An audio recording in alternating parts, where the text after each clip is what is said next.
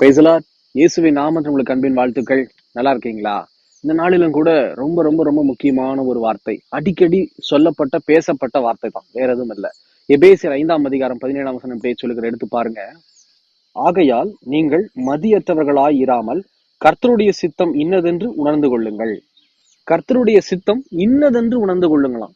கர்த்தருடைய சித்தம் தெரியாமையே ஜெபம் பண்றோம். நிறைய பேருக்கு சித்தம்னா என்னன்னு தெரிய மாட்டேங்குது.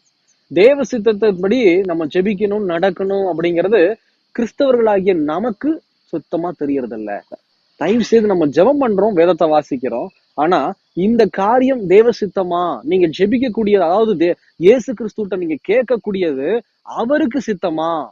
ஒரு சின்ன குண்டூசியா இருந்தாலும் சரி, ஒரு பெரிய காரியமா இருந்தாலும் சரி, ஆண்டவரே இது உமக்கு சித்தமா அப்படின்னு சொல்லி கேட்கணும். தாவீது தாங்க அதுக்கு ஏற்ற மனுஷன். கர்த்தருக்கு சித்தமான காரியத்தை மட்டும்தான் கேட்டு அதை செய்தார். வேற எதையுமே அவர் கூட்டல்ல குறைக்கல. அதனாலதான் தாவீது இதோ தேவனுக்கு பிரியமான ஒரு மனுஷனாய் காணப்பட்டார்.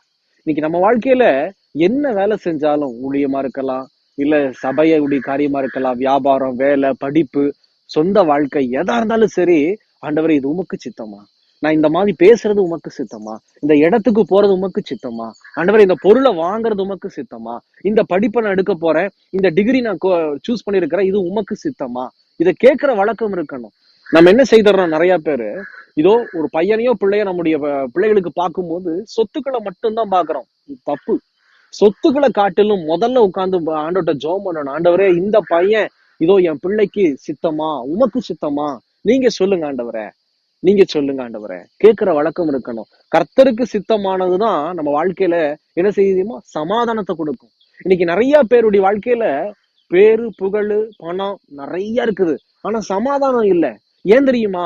ஒன்னே ஒண்ணு, அவருடைய சித்தத்தை நாடாதபடிக்கு, இயேசு கிறிஸ்துவுடைய சித்தத்தை அறிந்து கொள்ளாதபடிக்கு நாம் செயல்படுவதனாலதான் நம்ம வாழ்க்கையில நிறைய பிரச்சனை, நிறைய பின்னாடி ஒரு காரியம். அதாவது வெளியில நல்லா சிரிப்பாங்க, சந்தோஷமா இருப்பாங்க, பார்க்கும்போது பா எவ்வளவு சூப்பரா இருக்கிறாங்க, உள்ள போய் பாருங்க அவ்வளவு மோசமான ஒரு வாழ்க்கை.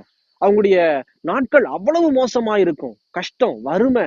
உள்ள பார்த்தா வெளியில நல்லா சந்தோஷமா பணக்காரங்களா இருப்பாங்க, உள்ள போய் பார்த்தா அவ்வளவு வேதனை, வியாதி, பலவீனம், மன கஷ்டம், போராட்டம். ஏன் தெரியுமா? அவருடைய சித்தத்தை நாடாததுதான் காரணம்.